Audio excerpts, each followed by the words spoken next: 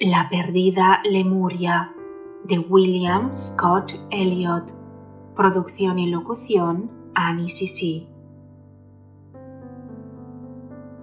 Pruebas suministradas por la geología y la paleontología. Está generalmente reconocido por la ciencia que la actual tierra firme de la superficie del globo fue un tiempo océano y los mares de hoy tierra firme. Los geólogos han logrado determinar con exactitud, en algunos casos, las porciones de la superficie terrestre en que ocurrieron estas sumersiones y alzamientos. Y si la ciencia reconoce al fin, no sin reservas, que en efecto existió el desaparecido continente Atlante, la opinión general admite desde hace tiempo que en una época prehistórica existió también un vasto continente austral llamado Lemuria. A este propósito, dice Ernesto Haeckel, la historia del desenvolvimiento de la Tierra nos demuestra que la distribución superficial de las partes sólidas y líquidas está cambiando de continuo. Las geológicas alteraciones de la corteza terrestre determinan por doquiera elevaciones y depresiones del suelo que unas veces son más notables en ciertos puntos y otras en puntos distintos. Y aunque sean tan lentas que en el transcurso de siglos solo se hunda o se eleve la costa unos cuantos centímetros, su resultado es de enorme importancia al cabo de los incalculables periodos de tiempo que abarca la historia de la Tierra. Durante muchos millones de años, desde la existencia de la vida organizada, han luchado constantemente tierra y agua por la supremacía.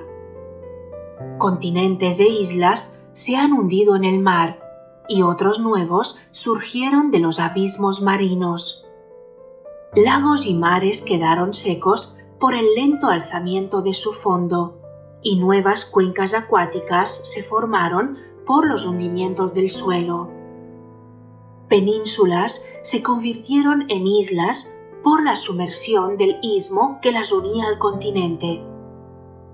Las islas de los archipiélagos se han transformado en picos de cordilleras por el alzamiento del fondo del mar que las bañaba.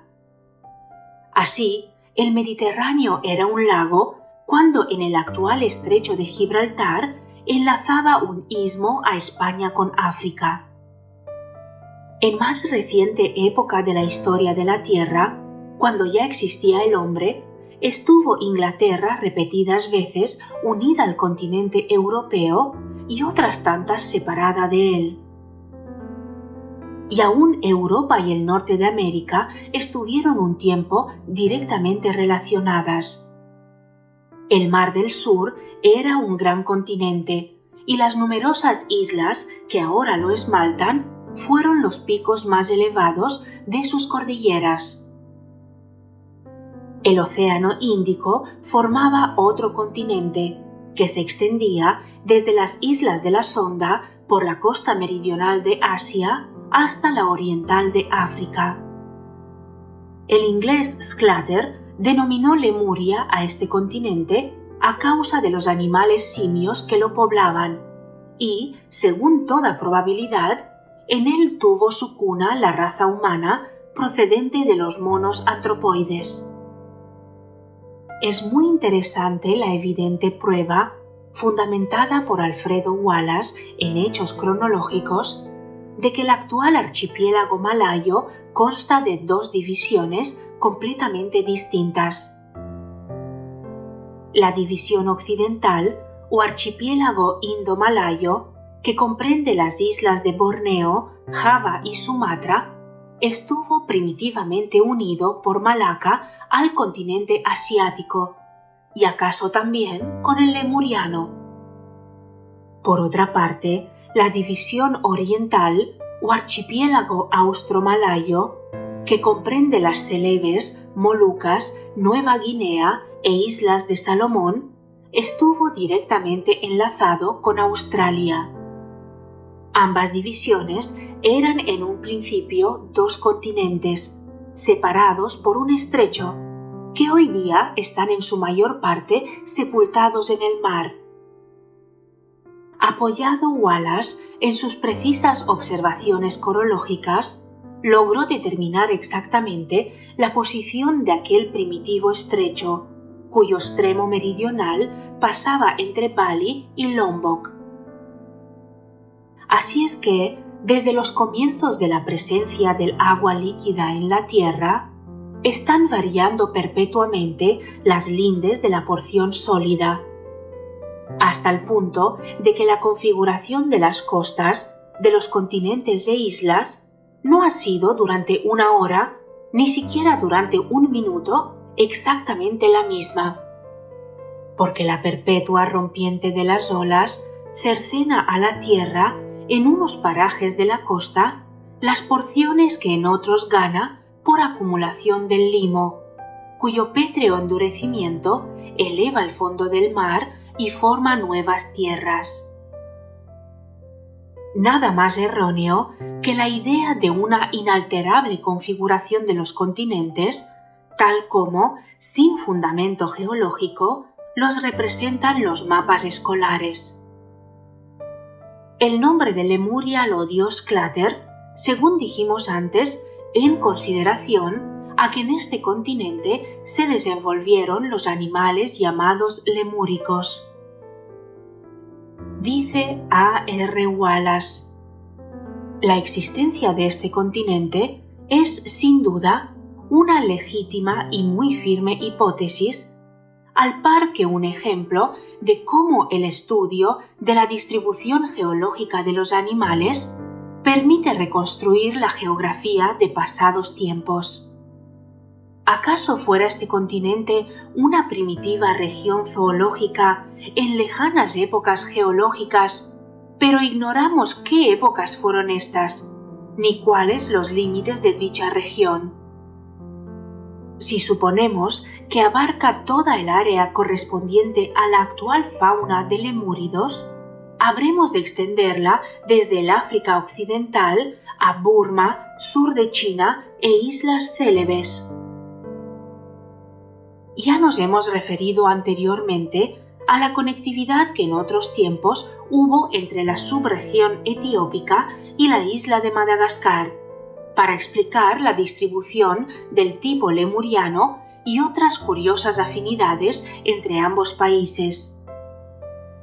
Corrobora esta opinión la geología de la península indostánica, al demostrarnos que la isla de Ceilán y el sur de la India están constituidos, por lo general, de granito y rocas vetustamente metamórficas, al paso que la mayor parte de la península es de formación terciaria, con tal o cual roca secundaria. Es evidente, por lo tanto, que durante mucho tiempo del período terciario estuvieron Ceilán y el sur de la India limitados al norte por una considerable porción de mar y acaso formaron parte de un vasto continente meridional o de una gran isla. Sin embargo, las numerosas y notables afinidades que estos suelos ofrecen con el archipiélago malayo son indicios de que posteriormente hubo más estrecha aproximación con estas islas. Cuando, todavía más tarde, se formaron las extensas llanuras y planicies del Indostán, que abrieron paso firme a la ya pujante fauna himalo-chinesca, inmigraron rápidamente nuevos tipos y se extinguieron las formas menos especializadas de mamíferos y aves. Parece que la lucha entre reptiles e insectos no fue tan ardorosa, ¿o acaso las viejas formas se adaptaron a las nuevas condiciones locales lo bastante bien para no desaparecer? Pues tan solo en estos dos órdenes zoológicos hallamos un considerable número de animales que probablemente son restos de la fauna que poblara un tiempo el hoy sumergido continente. después de afirmar que durante todo el período terciario y tal vez gran parte del secundario, las vastas porciones de tierra estuvieron en el hemisferio boreal, prosigue diciendo Wallace. En el hemisferio austral existieron, a lo que parece, 3 considerables y muy antiguas porciones de tierra, cuya extensión varió de tiempo en tiempo, aunque siempre distintas una de otra, como por ejemplo ocurre hoy día con Australia, el sur de África y la América Meridional. Por aquellas tierras fluyeron sucesivas oleadas de vida, cada vez que temporáneamente quedaban unidas a alguna porción de las tierras septentrionales. Aunque, para vindicar ciertas conclusiones que le refutó el Dr. Hartlaub, niegue posteriormente Wallace la necesidad de admitir la existencia de tal continente, queda inalterado el reconocimiento de las submersiones y alzamientos de la corteza terrestre, así como tampoco se invalidan las deducciones derivadas de la innegable afinidad entre las faunas extintas y vivientes. Sobre este particular, nos da todavía más interesantes pormenores la notable memoria leída por H. F. Blandford ante la Sociedad Geológica, en que dice así: las afinidades y analogías de los animales y vegetales fósiles del grupo Beaufort de África y los de Panchets y Kazmis en la India bastan para inferir la primitiva existencia de una tierra que enlazaba ambas superficies. Pero la semejanza entre las faunas fósiles de África e India no cesa al terminar las épocas Permiana y Triásica. La flora del grupo de Uitenhage encierra 11 formas de plantas, de las cuales 2 son idénticas a las de la India, según evidenció Tate. Los fósiles jurásicos de la India, con escasas excepciones, se han de describir todavía. Pero sorprendido el Dr. Stoliezka de las afinidades entre los fósiles de Kutch y de las formas africanas, acabó por demostrar, en colaboración de Griesbach, que la mayoría de los fósiles cretáceos del río Umtafuni en el Natal son idénticas a las especies del sur de la India. Ahora bien, las series de plantas de la India y el Karoo y parte de la formación africana de Uitenhage son, según toda probabilidad, de origen acuático, y ambas indican la existencia de una vasta superficie de tierra circundante cuyo hundimiento determinó la formación de dichas cuencas. ¿Enlazaba esta tierra continuadamente ambas regiones? ¿Puede inferirse su probable situación de la actual topografía del Océano Índico? Por otra parte, ¿qué relación había entre esta tierra y Australia, cuya existencia en la época perminiana es igualmente presumible? Y por último, en las vivientes fauna y flora de la India, África y las islas intermedias, ¿hay algunas peculiaridades que indiquen una primitiva relación más directa que la actual entre África y el sur de la India y la península de Malaca?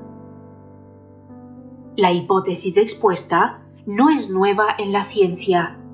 Hace tiempo la presumieron algunos naturalistas indos y europeos, entre ellos mi hermano y el Dr. Stoliezka, cuyos trabajos especulativos se fundan no solo en la analogía y aún hasta cierto punto identidad de las faunas y floras fósiles, sino además en la actual comunidad de formas de que Murray, Searles, Wood y Huxley indujeron la existencia de un continente mioceno que ocupó parte del Océano Índico. Así, pues, lo único que me propongo en esta memoria es ampliar algún tanto el concepto geológico de la cuestión. Respecto a las pruebas geográficas, el examen del mapa nos dirá que desde las inmediaciones de la costa occidental de la India hasta cerca de las islas Seychelles, Madagascar y Mauricio se extiende una línea de bancos de coral, incluso los de Hadas, Lacadivas, Maldivas, Chagos y Saya de Mula, todos los cuales demuestran la existencia de una o más cordilleras sumergidas. Por otra parte, Darwin observa que las islas Seychelles se levantan sobre un extenso banco de 30 a 40 brazas de profundidad, de modo que, si bien actualmente está en parte rodeado de arrecifes, puede considerarse como virtual extensión de la misma cordillera sumergida. Más hacia el oeste, las islas de Cosmoledo y Comoro están formadas por escollos y arrecifes muy semejantes a los de las actuales costas de África y Madagascar.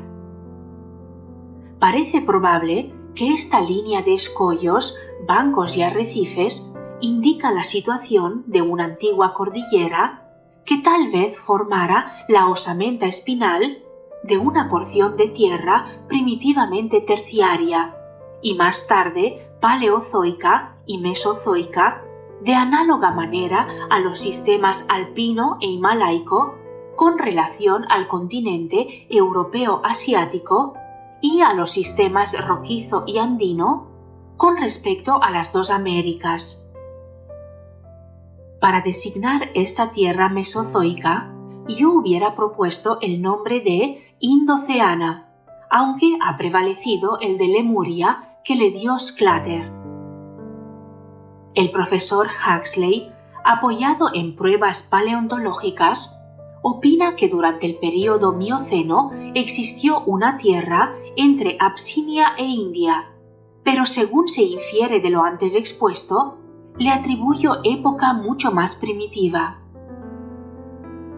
Por lo que a su depresión se refiere, solo nos queda hoy su extremidad septentrional como prueba demostrativa que esta región se hundió posteriormente al gran diluvio de Deccan. Estas enormes capas de rocas volcánicas se extienden en dirección horizontal hacia el este de la cordillera de Sakyadri, pero al oeste de la misma empiezan las rocas a hundirse en el mar, de modo que la isla de Bombay está determinada por las más elevadas partes de aquella formación. Esto indica que la depresión hacia el oeste ocurrió en la época terciaria y, por lo tanto, la opinión de Huxley de que fue posterior al período Mioceno está corroborada por pruebas geológicas.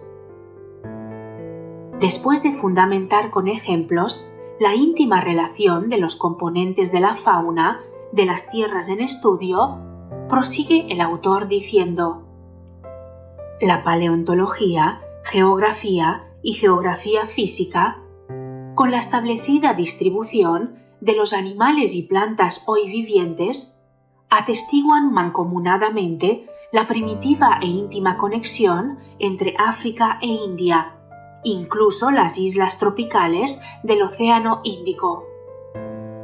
Parece que esta tierra indooceánica existió por lo menos desde los comienzos del período Permiano y, probablemente, según dice Huxley, hacia la conclusión del período Mioceno.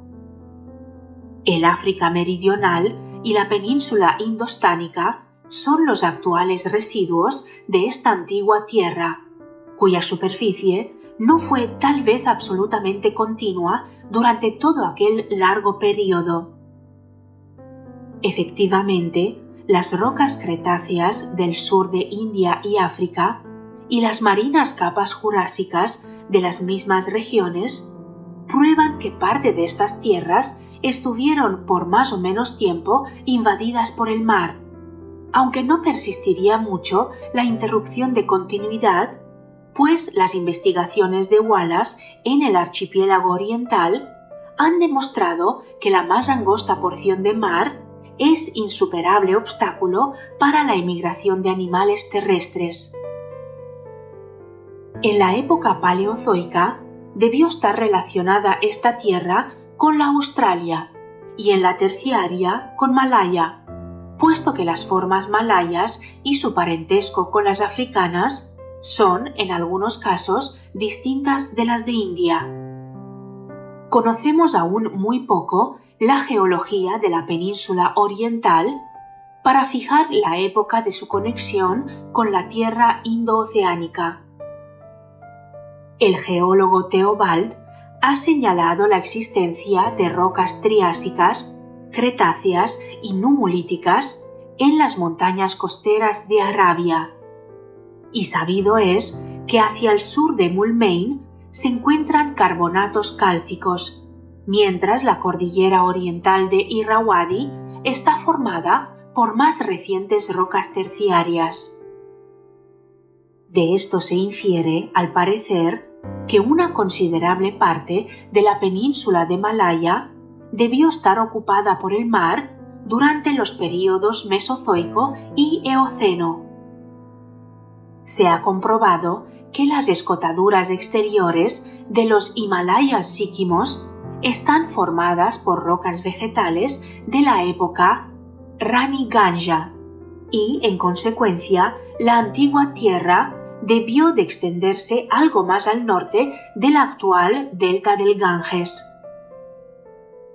En las cuestas de Khasi y en el Alto Assam se encuentra huella de las épocas Cretácea y Terciaria, pero en ambos casos está asociada a capas marinas, en prueba de que la linde divisoria de tierra y mar osciló algún tanto en esta región durante los períodos Cretáceo y Eoceno.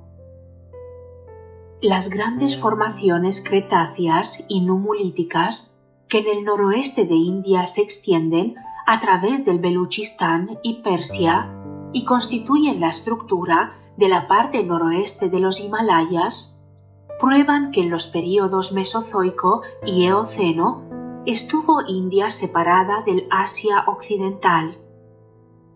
Por otra parte, las rocas jurásicas de la cordillera de Salt y de la porción norte de los Himalayas demuestran que en el período anterior cubrían las aguas gran parte de la actual cuenca índica, al paso que las formaciones triásicas y carboníferas y las todavía más recientes formaciones marinas de los Himalayas indican que desde los tiempos muy primitivos hasta el alzamiento de la Gran Cordillera, muchos de los actuales parajes estuvieron cubiertos durante siglos y siglos por el mar. Para resumir las conclusiones de esta memoria, diremos: 1. Las series vegetales de la India, desde los comienzos del período Permiano hasta las postrimerías del Jurásico, indican, excepto en unos pocos casos y lugares, la interrumpida continuidad de la Tierra. 2. En los comienzos del período Permiano, como asimismo en el post-Plioceno, prevaleció la frigidez del clima en las latitudes bajas y, a mi entender, simultáneamente en ambos hemisferios. Al disminuir el frío, la flora y la fauna del período Permiano se propagó por África, India y tal vez Australia. Sin embargo, también pudo existir anteriormente la flora en Australia y propagarse después desde allí. 3.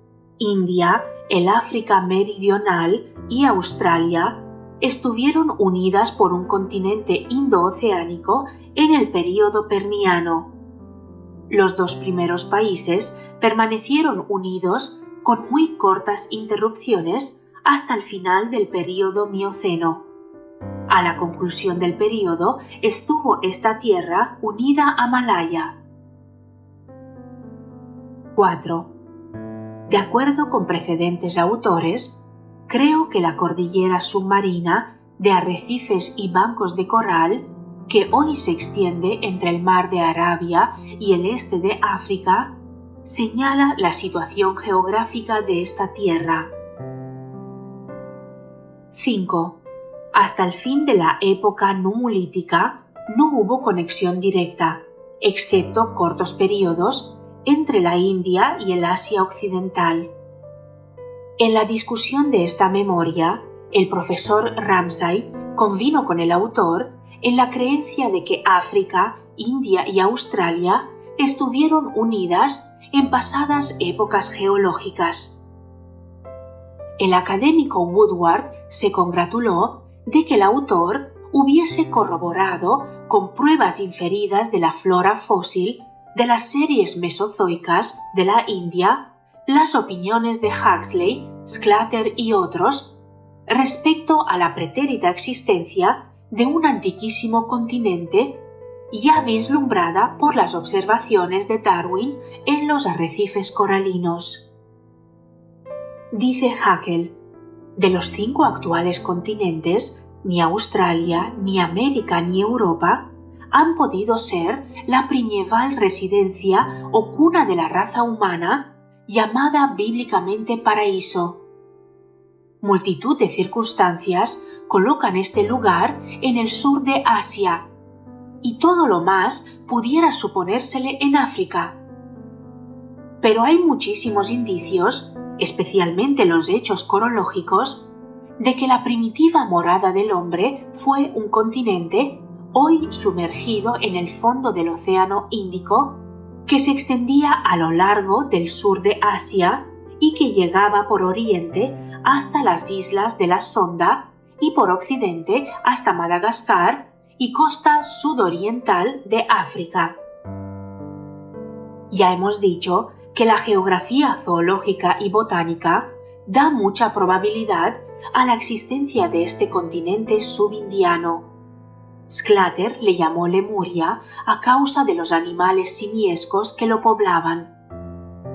Si admitimos que Lemuria fue la principal morada del hombre, nos explicaremos sin dificultad cómo la emigración pudo distribuir geográficamente la especie humana. En una obra posterior, afirma Haeckel resueltamente la existencia de Lemuria en época muy primitiva de la historia de la Tierra. El siguiente pasaje del Dr. Hartlaub nos proporcionará la última prueba de este orden en pro de la existencia de la perdida Lemuria. Geoffroy Saint-Hilaire observó, hace 35 años, que si se hubiera de clasificar la isla de Madagascar bajo exclusivas consideraciones zoológicas, prescindiendo de su posición geográfica, sería forzoso no adscribirla ni al de África ni al de Asia, sino a un cuarto continente muy distinto de los 3 del Viejo Mundo. Este cuarto continente, por lo que de su fauna se induce, diferiría mucho más de la cercana África que de la lejana India. Con estas palabras, cuya exactitud han corroborado plenamente posteriores investigaciones, planteó el naturalista francés el interesante problema para cuya solución se ha propuesto recientemente una hipótesis basada en hechos científicos. El cuarto continente de Geoffroy Saint-Hilaire es la misma Lemuria de Sclater, la sumergida tierra que contuvo parte de África y debió de extenderse hacia el sudeste de la India y Ceilán. Los puntos más elevados de esta tierra son los actuales picos volcánicos de las islas de Borbón y Mauricio y la cordillera central de Madagascar, último abrigo de la extinta raza lemúrica que un tiempo la poblara.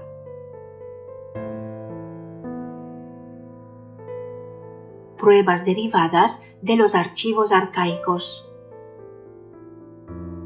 Las demás pruebas relativas a Lemuria y sus habitantes brotan de la misma fuente que las aducidas en la historia de los atlantes. Sin embargo, en el caso presente, ha podido copiar el autor 2 mapas, uno de Lemuria y tierras aledañas durante el período álgido de este continente. y otro de su configuración después de los cataclismos que los desmembraron muchísimo antes de su definitiva desaparición.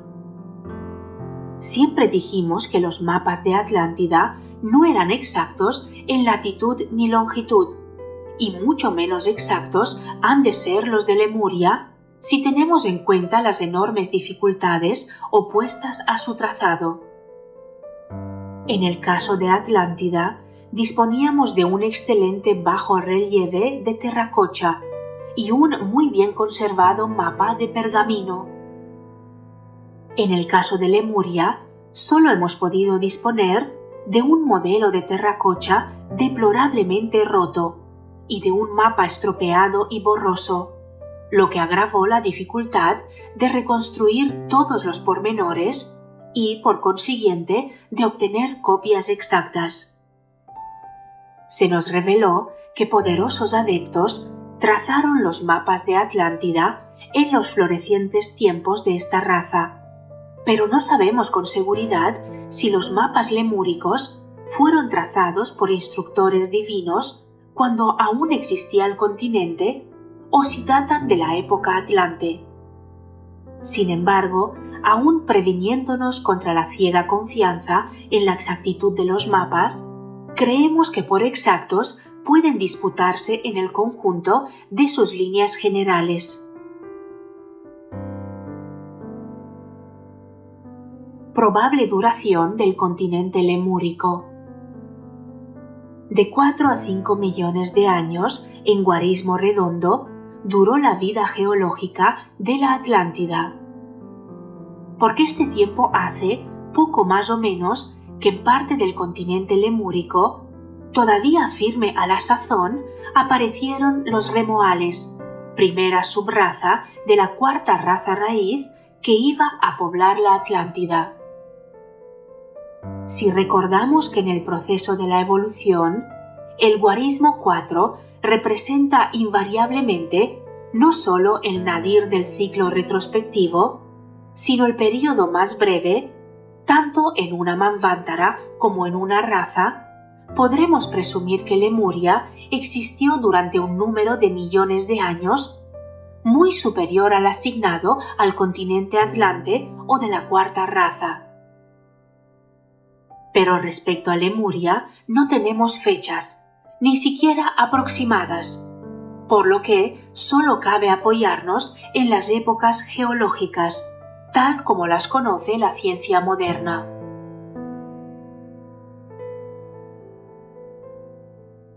Los mapas.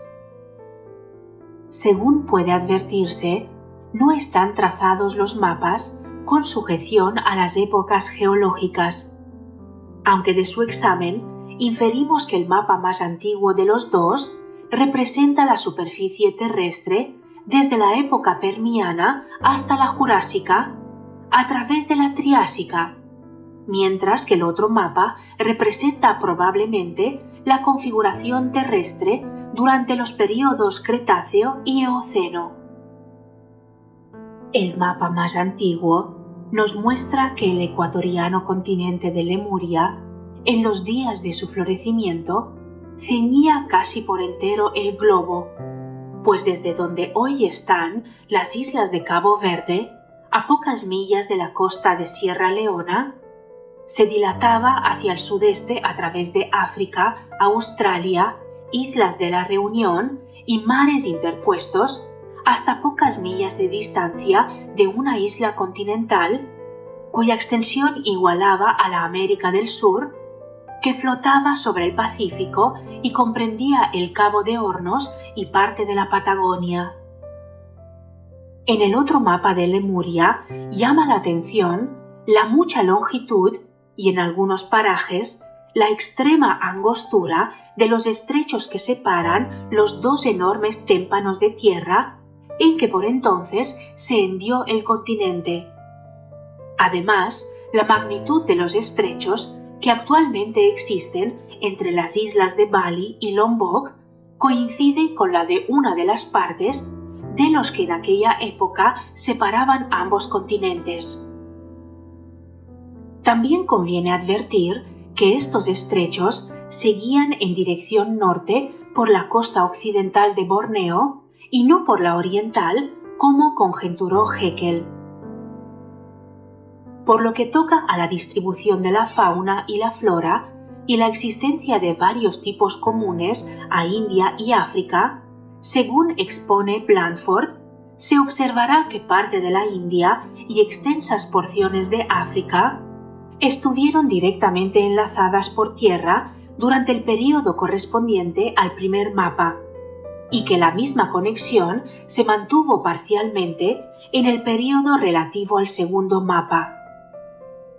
El cotejo de los mapas de Atlántida con los de Lemuria nos demostrará que, ya en una y en otra época, hubo siempre comunicación firme entre porciones de superficie hoy separadas por el mar.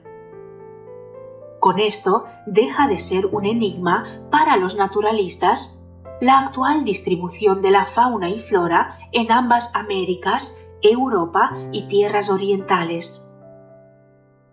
La isla, que en el primer mapa lemúrico está situada al noroeste del promontorio extremo del continente, al oeste mismo de la actual costa de España, fue probablemente durante largos siglos el centro propagador de la fauna y flora a que antes nos referimos. Es muy digno de nota, por lo interesante, que esta isla debió ser el núcleo permanente del posterior continente atlante. Según vemos, ya existía esta isla en los comienzos de la época lemúrica, y en el periodo correspondiente al segundo mapa quedó unida a una tierra que había formado parte del gran continente lemúrico, de modo que por sucesivos acontecimientos y soldaduras llegó a ser más bien continente que isla. En sus comienzos constituyó la vasta región montañosa de Atlántida, cuando esta desaparecida parte del mundo abarcaba los vastos lienzos de tierra que actualmente forman ambas Américas. En el período de decadencia formó también esta gran isla la montañosa región atlántica, así como la de Ruta en la época de Ruta y Daitía, hasta que, por último, fue la isla de Poseidonis, resto póstumo del continente atlante, sumergida el año 9564 a.C. El mismo cotejo de los mapas lemúricos con los mapas atlánticos nos demostrará que las tierras de Australia, Nueva Zelanda, Madagascar, parte de la Somalia, el sur de África y el extremo meridional de Patagonia han subsistido a través de los sucesivos cataclismos desde los comienzos del período lemúrico. Lo mismo podemos decir de las partes meridionales de India y Ceilán, con la excepción, respecto de esta última isla, de un temporáneo hundimiento en la época de Ruta y Daitía. Cierto es que aún quedan restos del todavía más primitivo continente hiperbóreo, tales como Groenlandia, Islandia, Spitzberg, las partes septentrionales de la península escandinava y el cabo norte de Siberia, que son las tierras más antiguas del planeta. El Japón existía ya en la época del segundo mapa lemúrico, bien como isla, bien como parte de un continente. En dicha época existía asimismo España, que, con excepción de Escandinava septentrional, es probablemente la tierra más vieja de Europa. El carácter indeterminado de las precedentes afirmaciones depende necesariamente de que durante las épocas comprendidas entre los períodos correspondientes a los mapas, ocurrieron hundimientos y elevaciones en diversas partes de la superficie terrestre.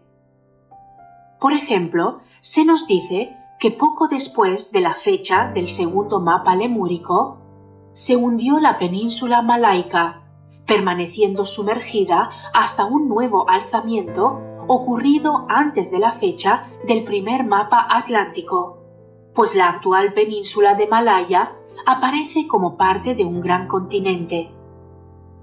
Del mismo modo, hubo en tiempos más cercanos otros hundimientos y elevaciones no tan importantes, por lo que tenía razón Haeckel al decir que Inglaterra ha estado alternativamente hundida y separada del continente europeo.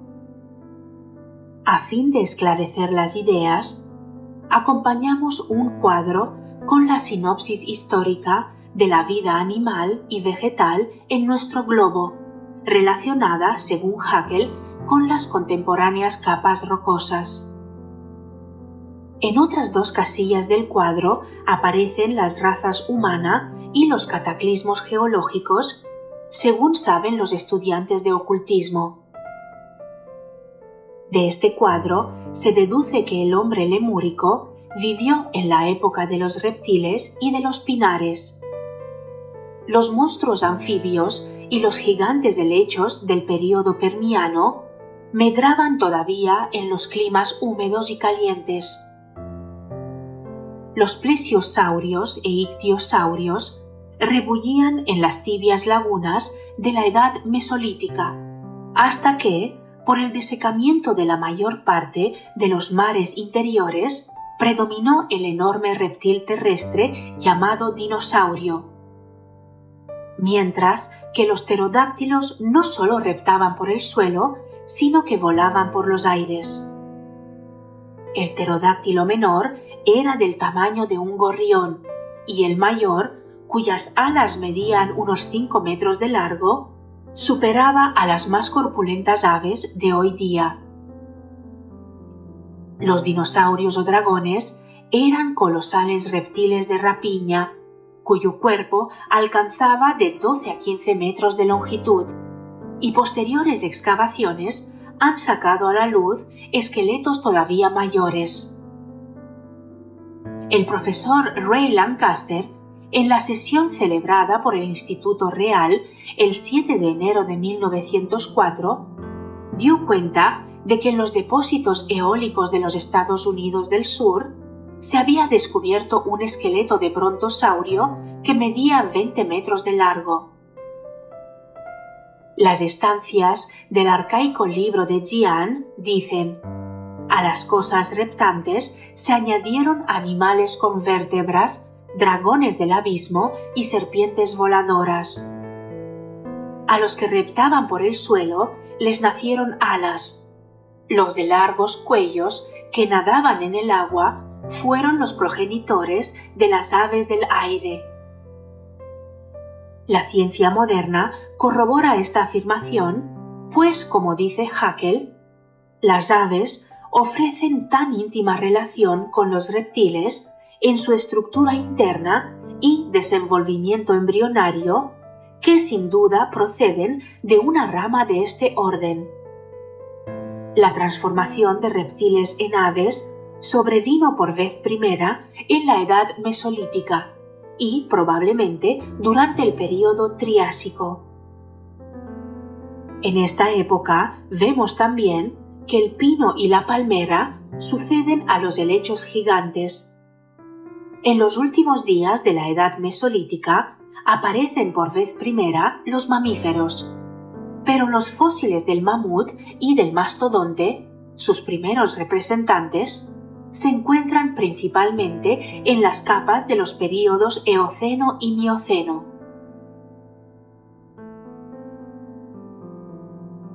El reino humano. Antes de referirnos a lo que en aquellos primitivos tiempos debe entenderse por reino humano, conviene advertir que ninguno de los que hoy día poseen mayor o menor cultura mental y espiritual pudo vivir en aquellos tiempos, pues las mónadas más rezagadas empezaron a reencarnar en las 3 últimas subrazas de la tercera raza raíz, mientras que las más avanzadas reencarnaron en las primeras subrazas de la raza Atlante. Por lo tanto, y al menos durante la primera mitad de la tercera raza, es preciso ver en el hombre lemúrico más bien un animal destinado a alcanzar la etapa humana que un hombre en el sentido que hoy damos a esta palabra, pues, aunque los segundo y tercer grupo de Pitris, que constituyeron los habitantes de Lemuria durante las 4 primeras subrazas, habían desenvuelto suficientemente la conciencia en la Manvantara lunar para diferenciarse del reino animal, faltábales aún la chispa divina que debía dotarles de mente e individualidad, o, en otros términos, ascenderlos a la etapa humana.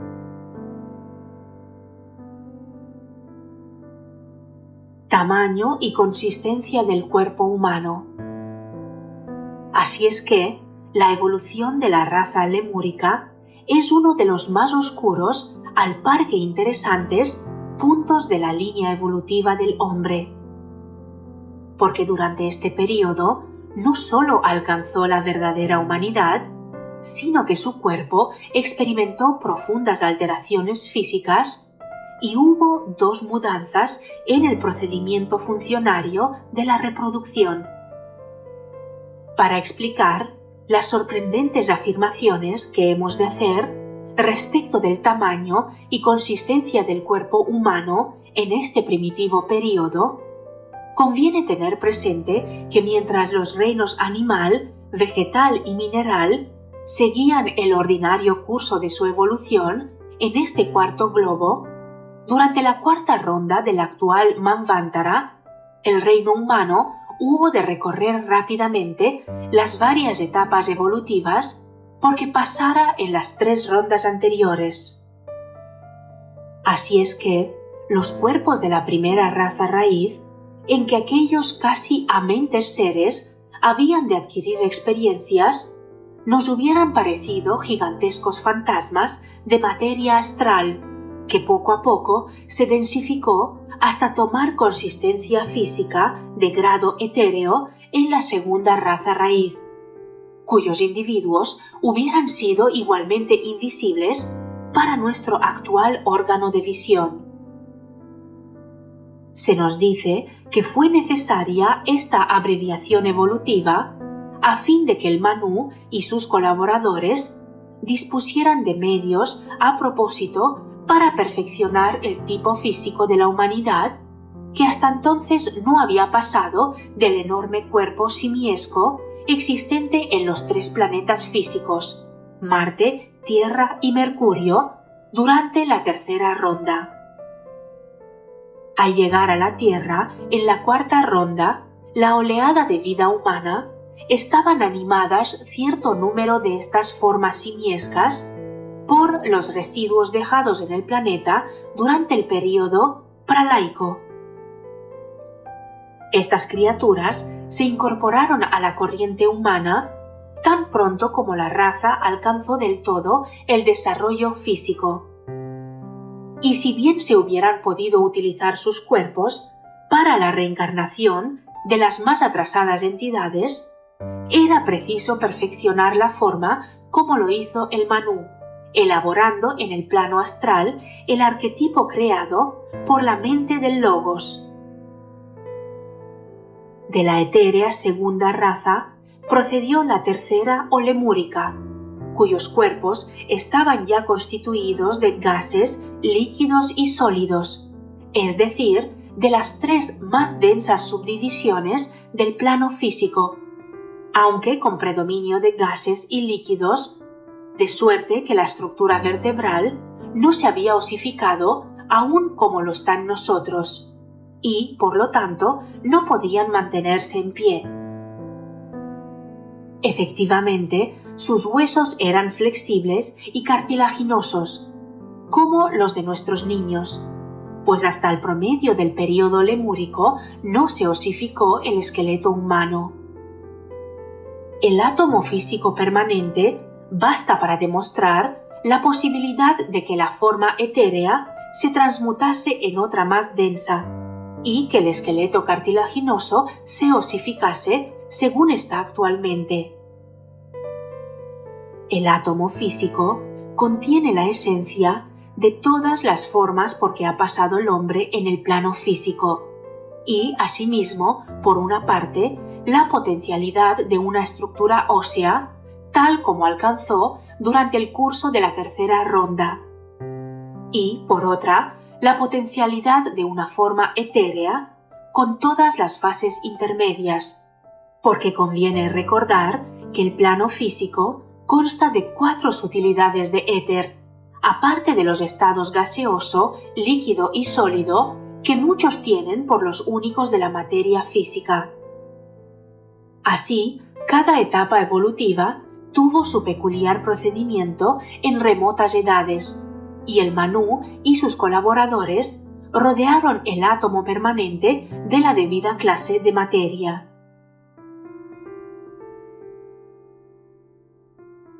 Aparato visual. El aparato visual de estas criaturas, antes de la osificación esquelética, fue rudimentario y consistió en 2 ojos frontales que les servían para buscar alimento por el suelo, hasta que después nació en medio de la frente un tercer ojo, cuya reminiscencia es la glándula pineal, hoy centro único de visión astral y órgano entonces no sólo de la vista astral, sino también de la física. Con referencia a los reptiles ya extinguidos, dijo el profesor Ray Lancaster en una conferencia dada no ha mucho en el Instituto Real, que el agujero parietal del cráneo de los ictiosaurios demuestra el considerable tamaño del ojo pineal de estos reptiles, de lo cual infiere que el género humano fue menos corpulento que estos enormes lagartos acuáticos, pues nosotros habíamos perdido el tercer ojo que podemos estudiar en el lagarto común, y, mejor todavía, en el gran dragón azul del sur de Francia.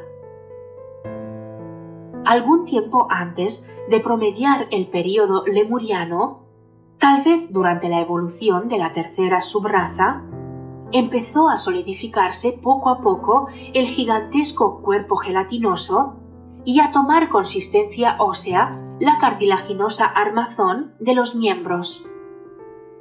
Ya pudieron entonces mantenerse en pie aquellas primitivas criaturas, y los ojos frontales se convirtieron gradualmente en órganos de la vista física, aunque también siguió ejerciendo en parte esta función el tercer ojo hasta el fin de la época lemúrica, transmutándose en medio activo, como hoy lo es todavía potencial, de la visión psíquica que poseyó la raza humana no sólo durante todo el período lemuriano, sino hasta muy entrada la raza atlante. Es en extremo curioso que cuando la primera raza pudo mantenerse en pie y andar en posición vertical, con igual facilidad caminaba hacia atrás que hacia adelante, no sólo a causa de la capacidad visual del tercer ojo, sino también por la singular configuración de los talones a que luego nos referiremos. Descripción del hombre lemúrico. Tomaremos por modelo descriptivo los hombres de una de las últimas subrazas, probablemente la quinta. Eran de gigantesca estatura, de 3,70 a 4,60 metros, piel de color amarillento muy oscuro, mandíbula inferior alargada, rostro chato, ojos pequeños y tan apartados uno de otro que lo mismo veían de frente que de costado, mientras que el tercer ojo, abierto en lo alto de la cabeza, donde, como es natural, no brotaba pelo, les permitía también ver en aquella dirección. En el sitio de la frente tenían una faja de carne, y la cabeza se contorneaba en sesgo hacia atrás y hacia adelante de extraña manera. Los brazos y las piernas, sobre todo estas, eran proporcionalmente más largos que los nuestros.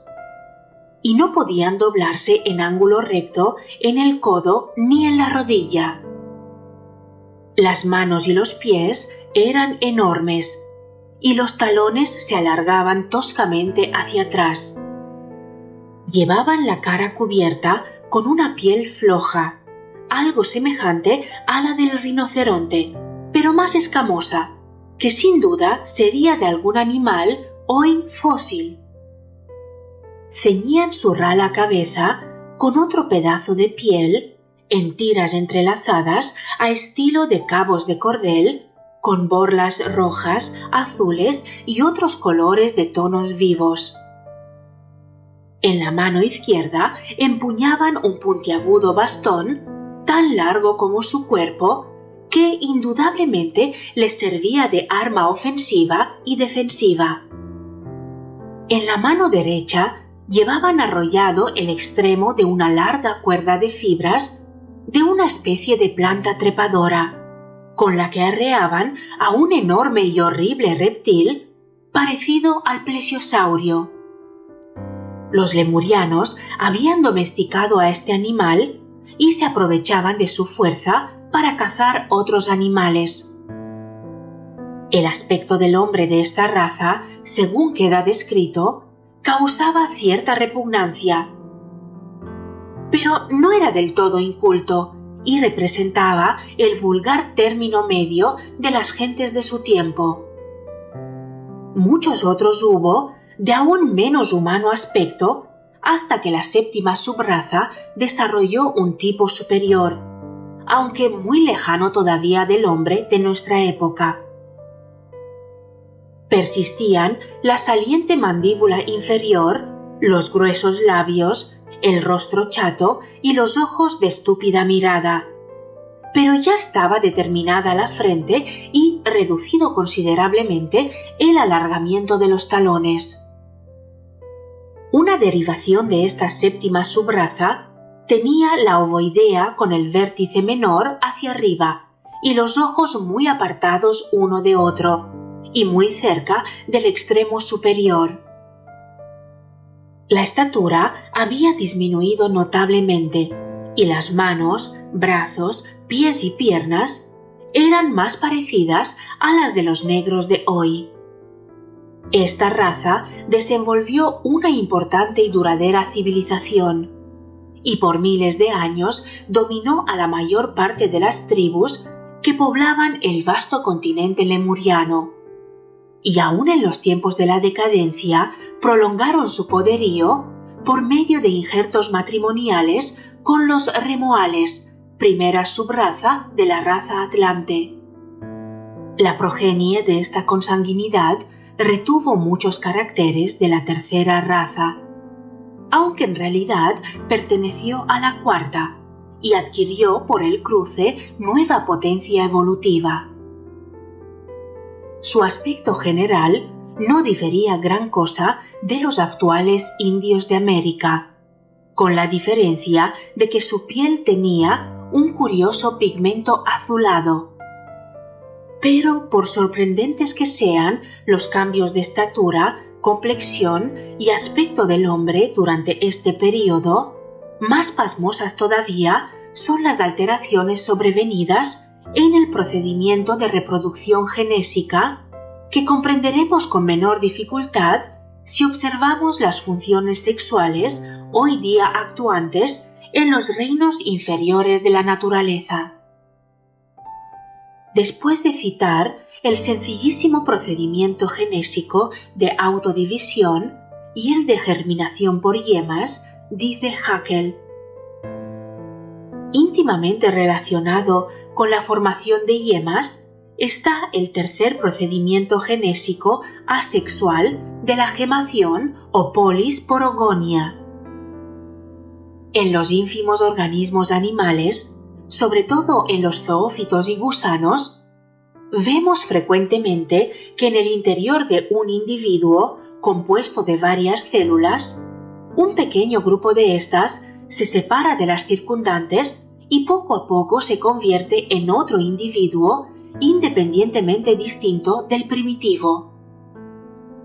la formación de yemas germinales apenas difiere del procedimiento de gemación, pero está relacionada con un cuarto procedimiento de reproducción asexual, la formación de células gérmenes, monosporogonia, que constituye el tránsito a la reproducción sexual.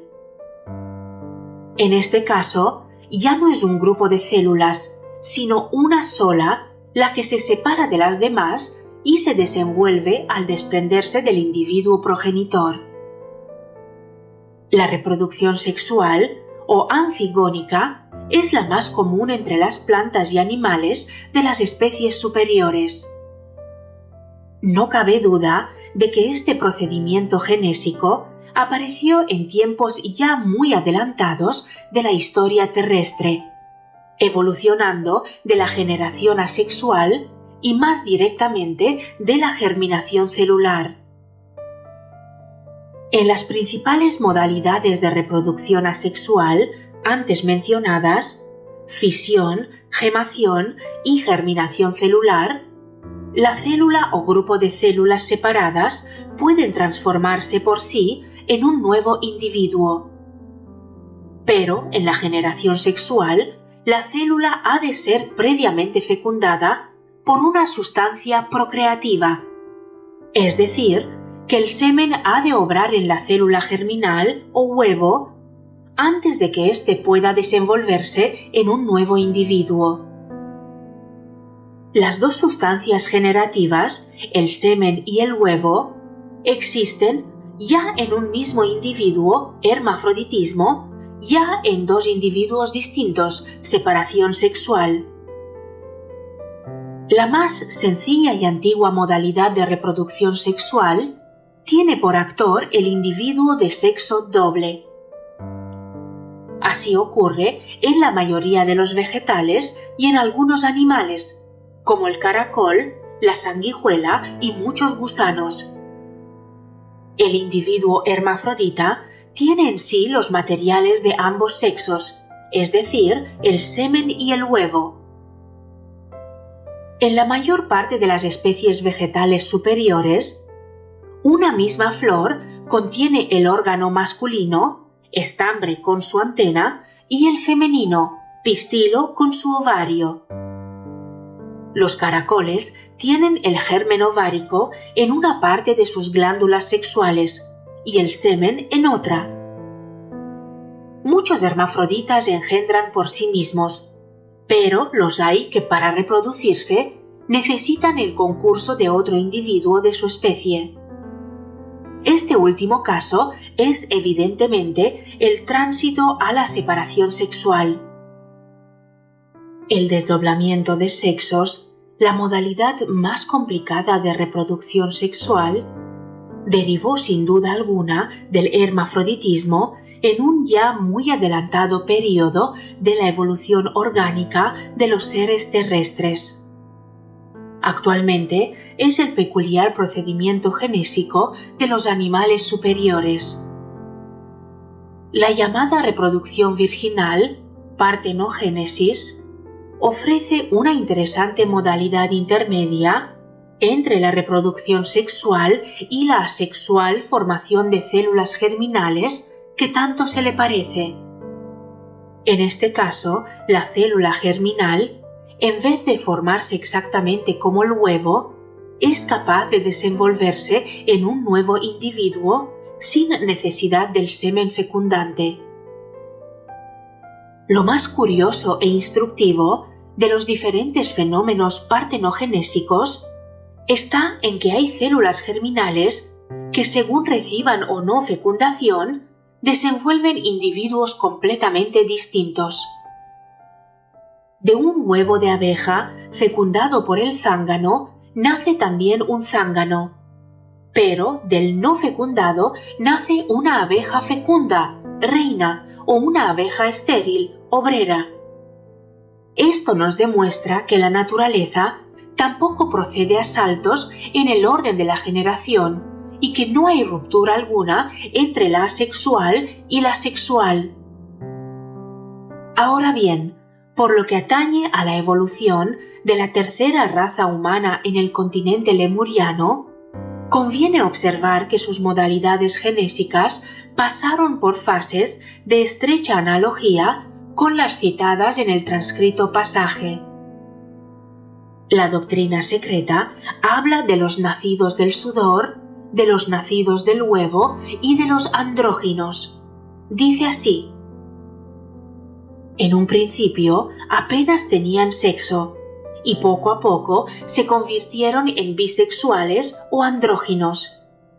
El paso de una a otra modalidad requirió innumerables generaciones, durante las cuales la sencilla célula nacida de su progenitora, 2 en 1, evolucionó en un ser bisexual y, convertida después en huevo regular, engendró una criatura unisexual. La tercera raza humana es la más misteriosa de las 5 desarrolladas hasta ahora. Pero como esta obra solo da un vago bosquejo del procedimiento genésico, quedará muy oscuro todavía el porqué de la reproducción sexual, cuyo estudio compete más bien a los embriólogos. Pero es evidente que los individuos unisexuales de la tercera raza humana empezaron a desdoblarse sexualmente en sus óvulos o envolturas prenatales muchos siglos después de existir la especie. Según fueron evolucionando los períodos geológicos, las nuevas subrazas empezaron a perder sus congénitas cualidades. A últimos de la cuarta subraza, la criatura perdió la facultad de andar apenas salida del huevo, y a fines de la quinta, los seres humanos nacieron ya en las mismas condiciones y según el mismo procedimiento de nuestras históricas generaciones.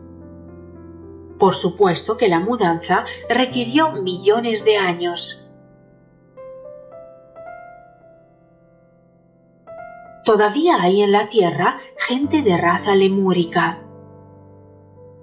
Conviene repetir que casi todas las amentes criaturas que habitaron los cuerpos descritos durante las primeras subrazas de la época lemúrica apenas merecen el nombre de humanas, pues no tuvieron apariencia de tales hasta que después del desdoblamiento de sexos se densificaron físicamente sus cuerpos.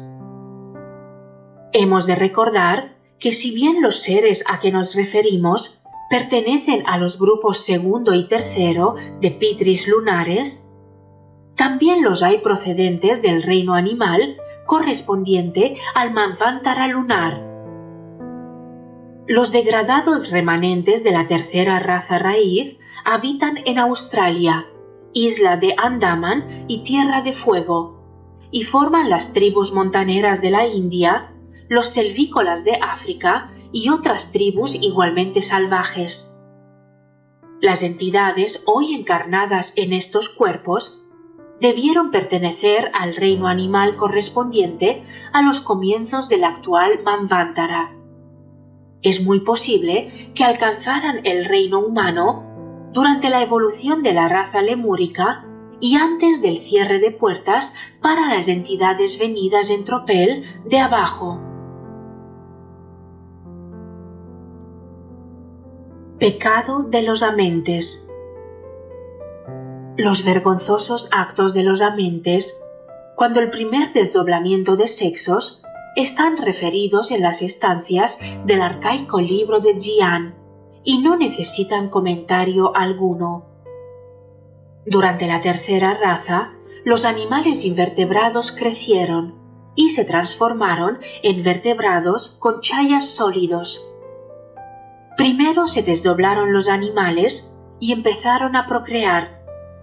También se desdobló el ser humano y dijo: «Hagamos con ellos, ayuntémonos y procreemos». Así lo hicieron, y los que no tenían centella tomaron enormes hembras animálicas, y de ellas engendraron razas mudas como ellos mismos eran.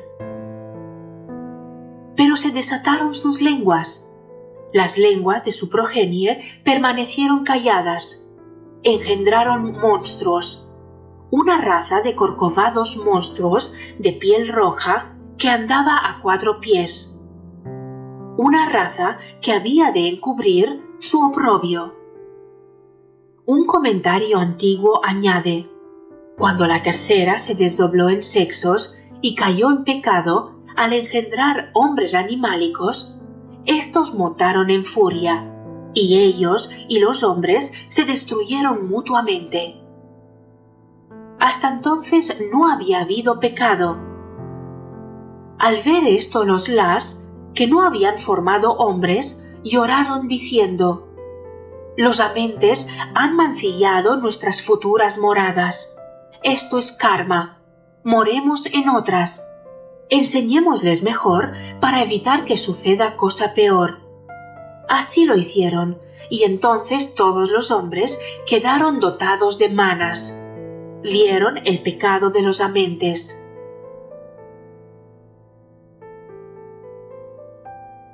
Origen de los monos pitecoides y antropoides.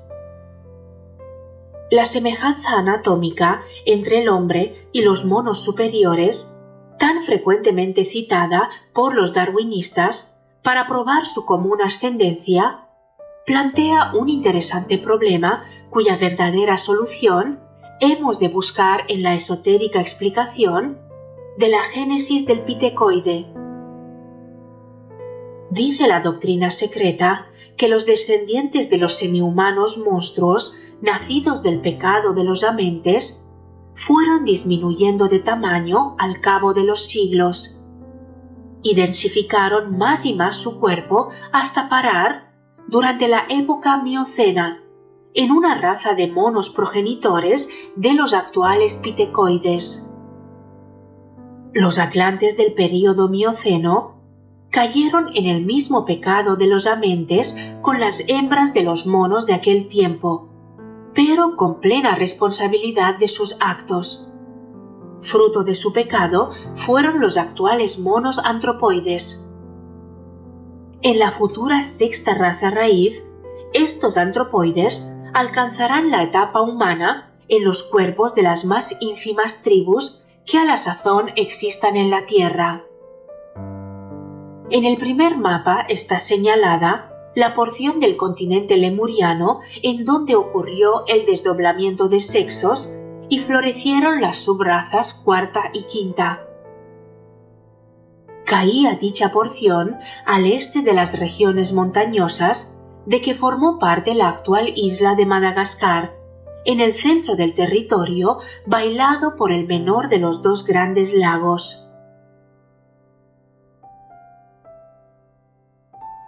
Origen del lenguaje. Según dicen las estancias de Xi'an antes citadas, los hombres de aquella época permanecían mudos, no obstante haber evolucionado ya físicamente. Los astrales y etéreos antecesores de la tercera raza raíz no tenían necesidad de expresar fonéticamente sus pensamientos. Pero el hombre físico no podía seguir mudo por más tiempo. Se nos dice que en un principio estuvieron compuestos exclusivamente de vocales los sonidos con que aquellos primarios hombres expresaban sus pensamientos, y en el lento transcurso de la evolución fueron añadiéndose los consonantes, sin que el proceso lingüístico del período lemuriano llegase más allá de la fase monosilábica.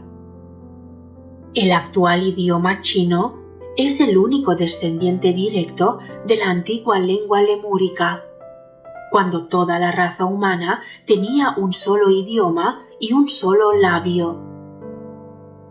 En la clasificación lingüística de Humboldt, el chino pertenece al grupo de lenguas monosilábicas, en distinción de las aglutinantes y de las de flexión, que están respectivamente más y más evolucionadas. Dijimos en la historia de los atlantes que en el continente de esta raza se formaron varios idiomas pertenecientes todos al grupo de aglutinantes o de combinación, como los llama Max Müller, mientras que la flexión idiomática quedó reservada a las lenguas arias y semíticas de nuestra quinta raza raíz.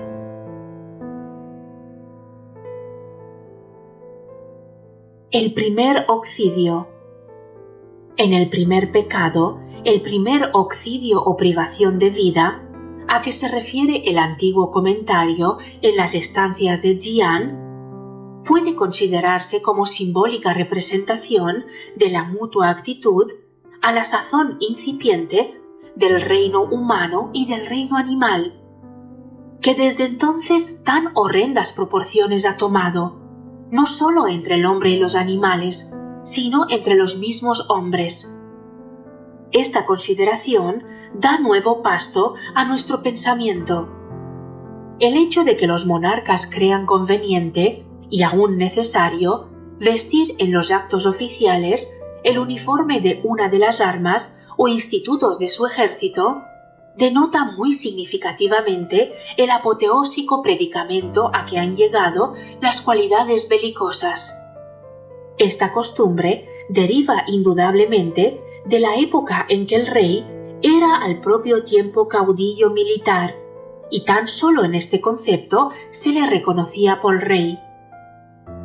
Pero ahora que la quinta raza raíz está ya en los comienzos del arco ascendente, con el desenvolvimiento de la inteligencia por característica funcional, era de esperar menor encomio de la cualidad prevaleciente en la cuarta raza raíz. Sin embargo, la época de una raza tiene su prolongación en la siguiente, y aunque las naciones directoras del movimiento mundial pertenezcan hoy a la quinta raza, la gran mayoría de las gentes que pueblan la tierra pertenecen todavía a la cuarta, pues los lentísimos pasos de la evolución humana no han consentido hasta ahora que la quinta raza sobrepuje las características de la cuarta. Resultará interesante resumir la historia de las cruentas contiendas humanas desde sus lejanísimos comienzos en la época lemuriana. De nuestras indagaciones parece inferirse que el antagonismo surgió primeramente entre el hombre y los animales. La evolución física requirió para el cuerpo humano alimentos que apropiadamente lo sustentaran y, por lo tanto, a la necesidad de la propia defensa contra las fieras, añadió el hombre el deseo de matarlas para comérselas. Y una de las primeras aplicaciones de la incipiente mentalidad humana fue, según hemos visto, adiestrar a ciertos animales en el ojeo y persecución de la caza. Una vez puesto en acción el elemento de lucha, pronto empezó el hombre a proveerse de armas ofensivas contra sus semejantes, tomando por motivo de agresión los mismos que hoy levantan el brazo de las tribus salvajes. Basta que otro poseyera un objeto apetecible para que el hombre intentara arrebatárselo a la fuerza. Tampoco se limitaba la lucha a simples agresiones individuales, porque, como ocurre hoy entre salvajes, pandillas de merodeadores saqueaban los aduares y ranchos vecinos.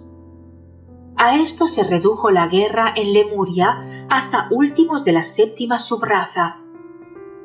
A los atlantes les estaba reservado desenvolver sistemáticamente el elemento de lucha con la recluta, instrucción y disciplina de ejércitos permanentes y la construcción y botadura de buques marinos.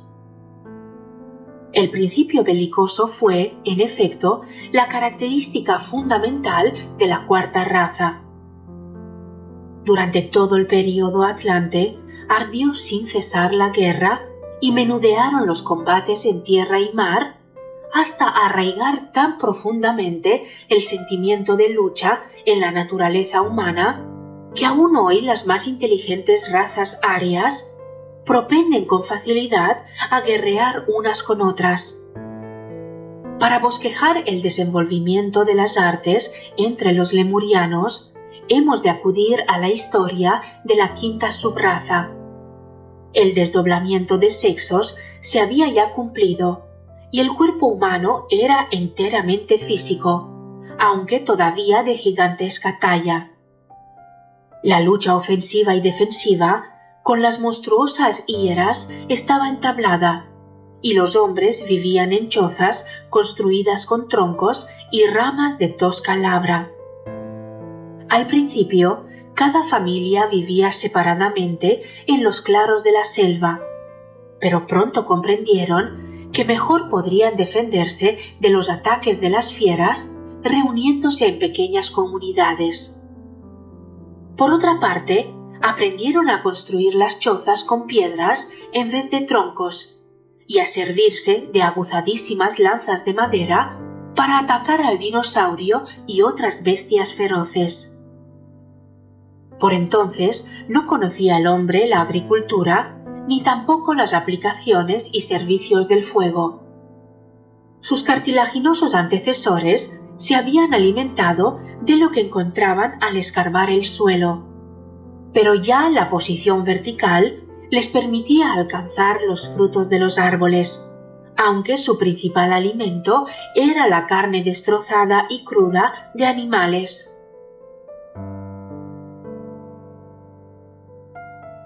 Instructores de la raza lemúrica.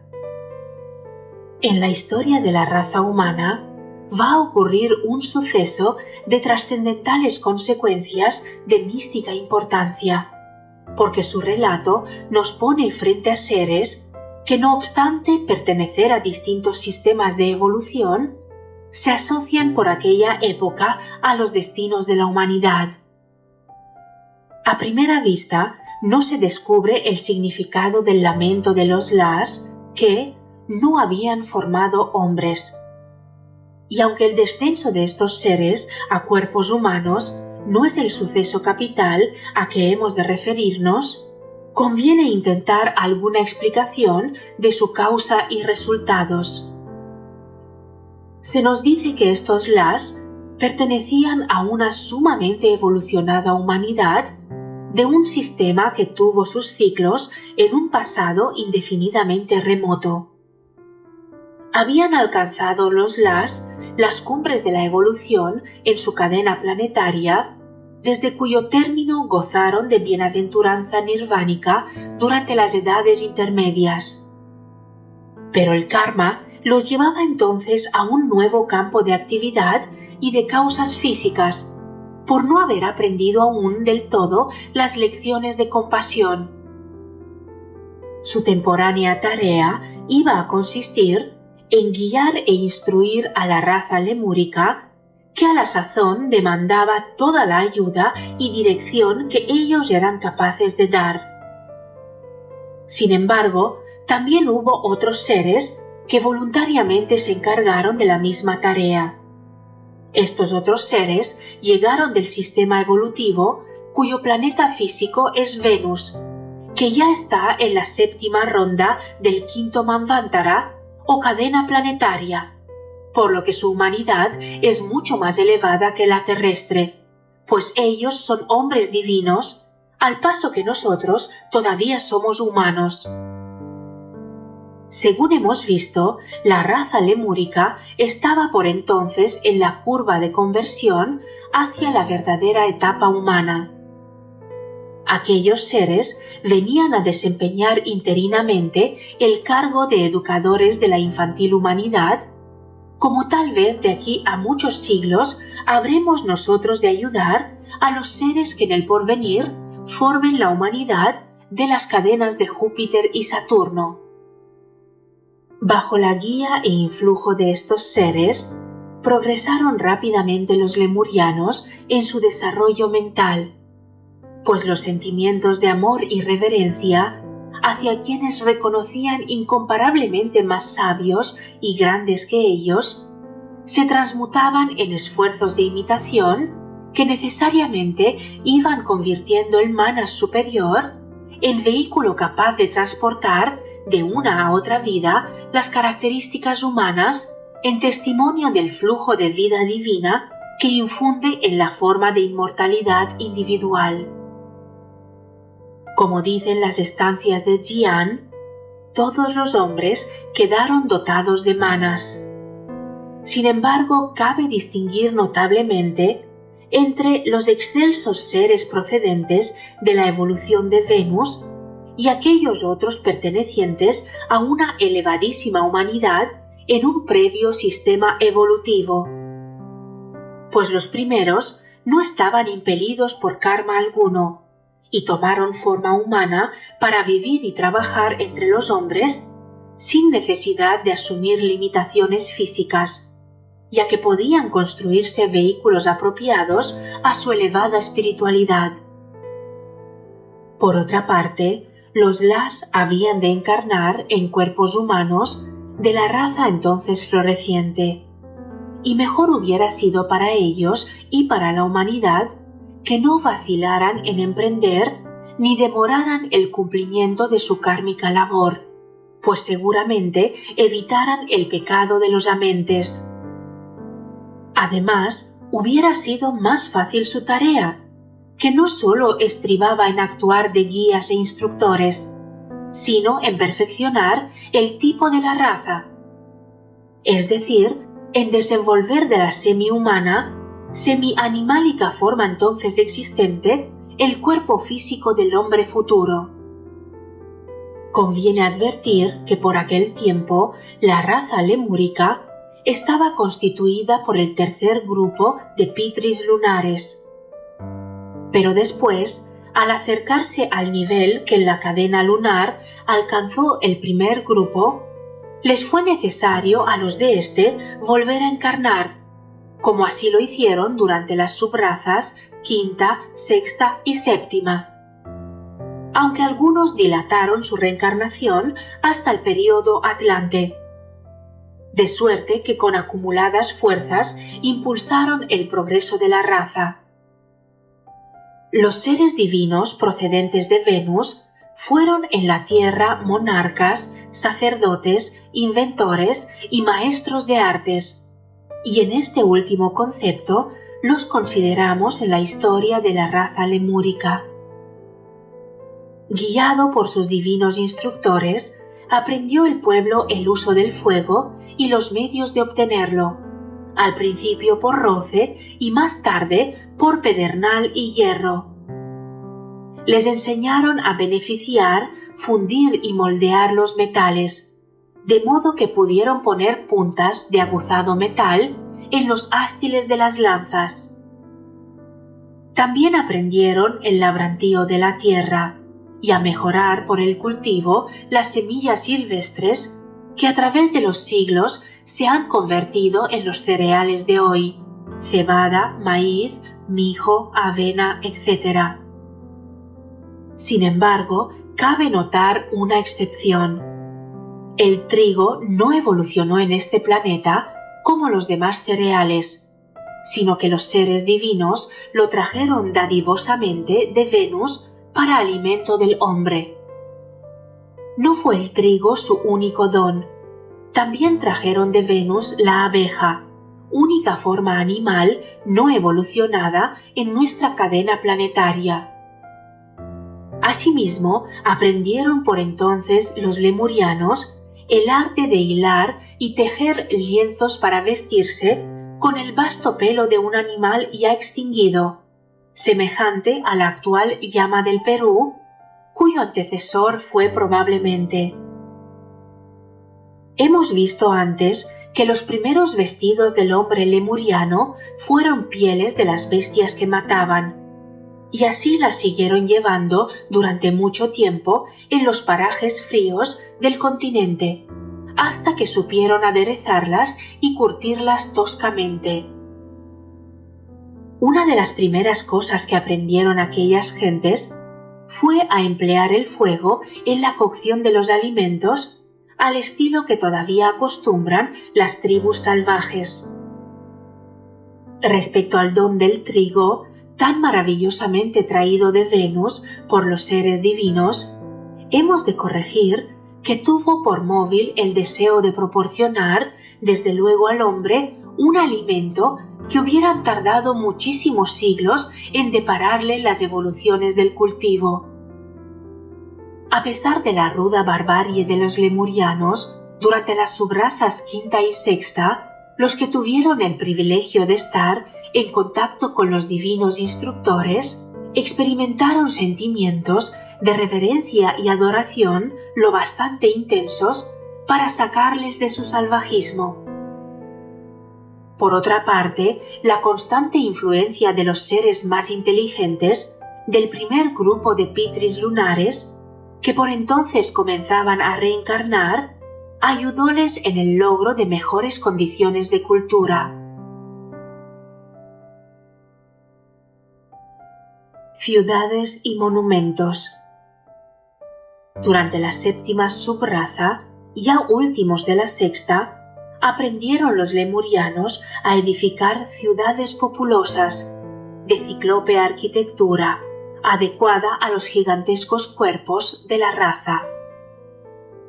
Edificaron las primeras ciudades en la vasta región montañosa del continente que, según aparece en el primer mapa, comprendía la actual isla de Madagascar.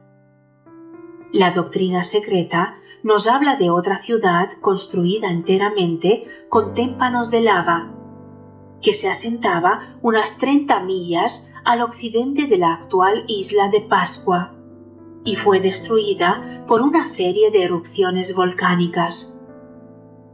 Las gigantescas estatuas de la isla de Pascua, casi todas de 8 metros de altura por 2,5 de ancho entre hombros, representan probablemente no solo las facciones, sino también la estatura de quienes las esculpieron, o tal vez de sus antecesores, pues dichas estatuas datan, según toda conjetura, de la época de transición entre las razas lemúrica y atlante.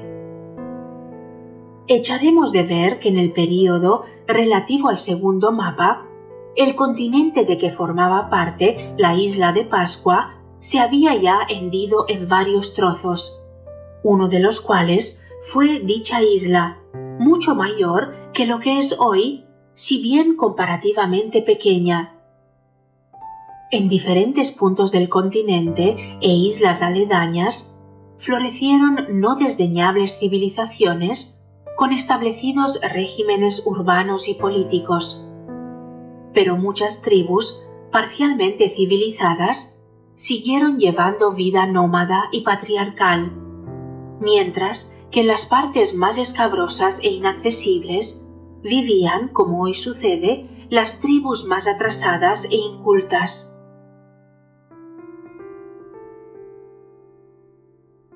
Religión. Hombres de tan primitiva raza apenas comprendían los conceptos religiosos. Todo lo más se les pudieron dar en un principio sencillas reglas de conducta y los más elementales preceptos de moral. Durante la evolución de la séptima raza, los divinos instructores les enseñaron las formas rudimentarias de adoración y les comunicaron la idea de un ser supremo simbolizado en el sol.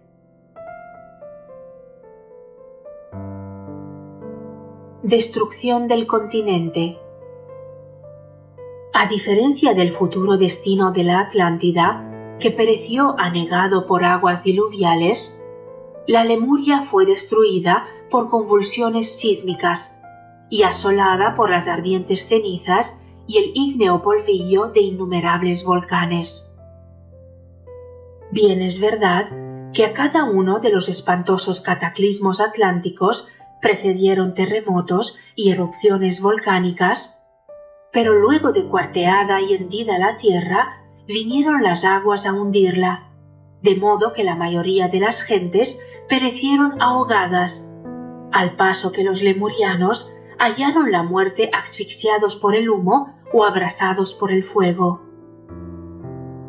Otro notable contraste entre el destino de Lemuria y el de Atlántida es que este último continente sufrió 4 espantosos cataclismos antes de su definitiva desaparición, mientras que al primero lo fue corroyendo lentamente el fuego interior, pues desde la época en que comenzó el proceso de desintegración, hacia fines del período correspondiente al primer mapa, no cesó un punto la actividad ígnea, y ora en una, ora en otra parte del continente, siempre se mantuvo la acción volcánica hasta determinar el total hundimiento y desaparición de la Tierra, exactamente como ocurrió en Krakatoa en 1883.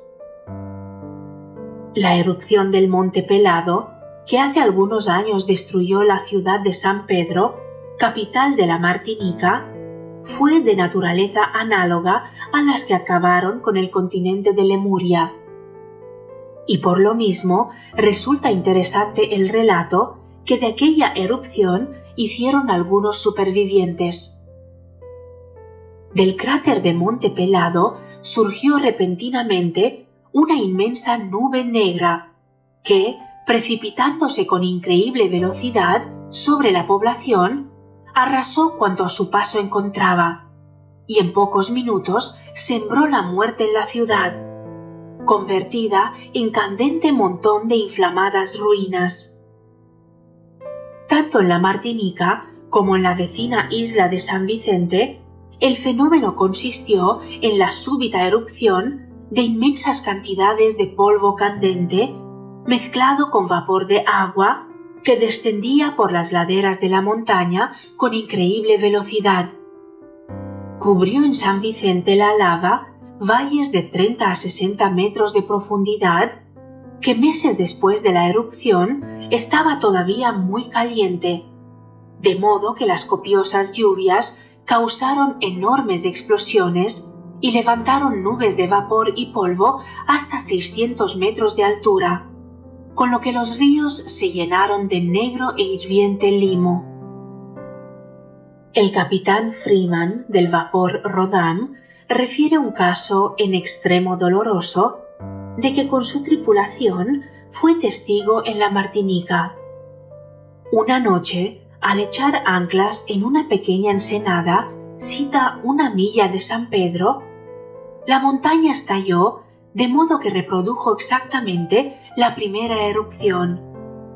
Por fortuna, hubo síntomas premonitorios del fenómeno, que les permitieron alejarse 2 millas de aquel paraje y salvar la vida.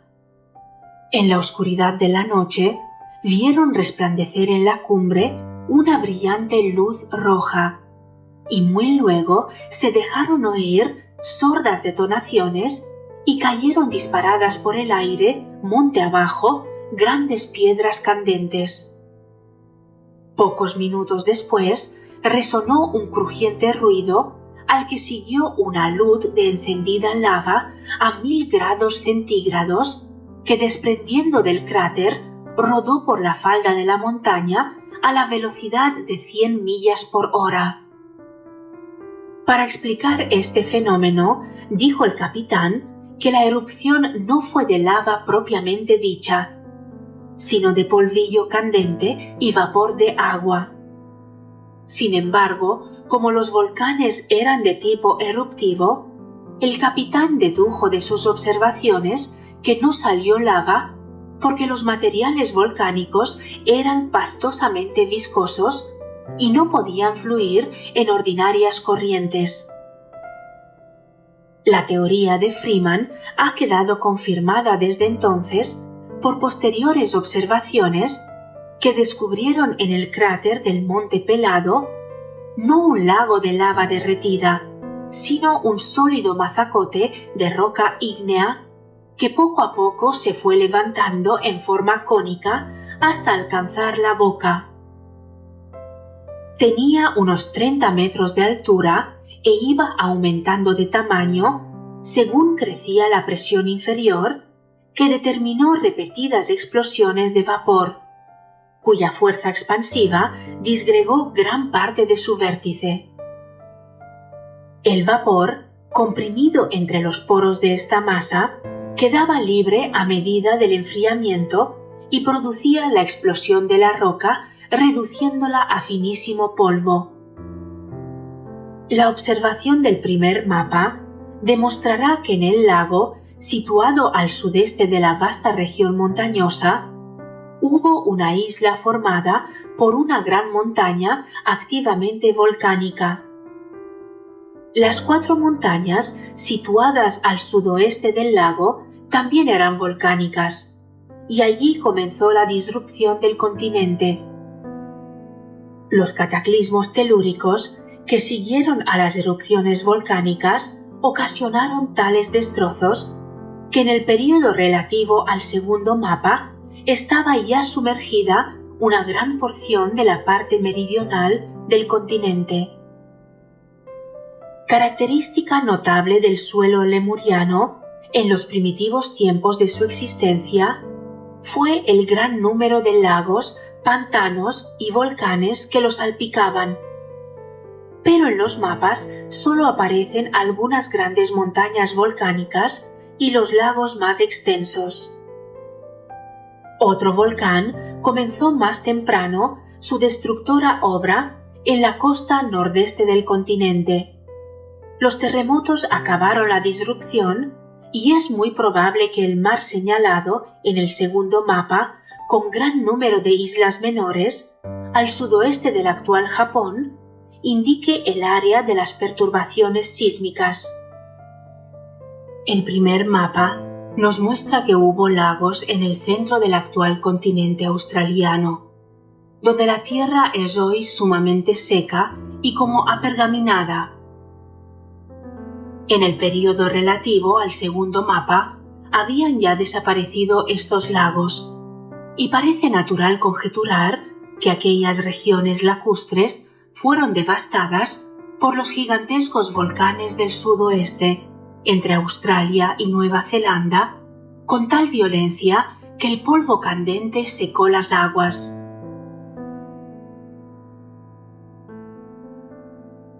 Orígenes de la raza Atlante. Antes de terminar este bosquejo, convendrá decir algo de los orígenes de la raza Atlante para enlazarlos eslabonadamente con las postrimerías de la lemúrica. Tratados anteriores sobre el mismo asunto afirman que el núcleo de nuestra quinta raza raíz o raza aria derivó de la quinta subraza o subraza semítica de la cuarta raza raíz. Sin embargo, hasta el período de la séptima subraza lemúrica no tuvo la humanidad suficiente desenvolvimiento fisiológico para elegir con acierto individuos que sirvieran de tronco a una nueva raza raíz. Así es que la selección se llevó a cabo en la séptima subraza. La colonia elegida se estableció primeramente en las tierras que ocupan las actuales comarcas del país de los Ashantis y Nigricia Occidental. El examen del segundo mapa nos muestra esta tierra como un promontorio situado al noroeste de la isla continental que abarcaba el Cabo de Buena Esperanza y parte del África Occidental. Preservada durante muchas generaciones de toda mezcla con tipos inferiores, fue multiplicándose la colonia hasta que estuvo dispuesta a recibir el nuevo impulso de herencia física que el Manú le había de comunicar. Saben los estudiantes de teosofía que hasta hoy ningún hombre de nuestra evolución ha sido apto para desempeñar el excelso oficio de Manú, aunque está escrito que los comienzos de la futura sexta raza raíz se encomendarán a uno de nuestros maestros de sabiduría, quien, mientras perteneció a nuestra humanidad, ascendió a superior nivel en la divina jerarquía. En el caso que consideramos, o sea, los orígenes de la cuarta raza raíz, el oficio de Manú estuvo confiado a uno de los adeptos procedentes de Venus, que, como es de suponer, era de muy elevada categoría, pues conviene advertir que no estaban al mismo nivel todos los seres llegados del sistema de Venus para servir de directores y maestros a nuestra infantil humanidad.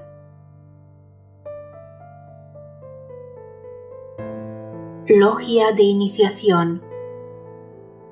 Por este motivo, existió en Lemuria una logia de iniciación que, si bien no para servicio de la raza lemúrica, daba a los suficientemente aptos enseñanzas limitadas a la explicación de unos cuantos fenómenos físicos, tales como la rotación de la Tierra alrededor del Sol y el distinto aspecto que los objetos materiales presentan a la visión física y a la visión astral.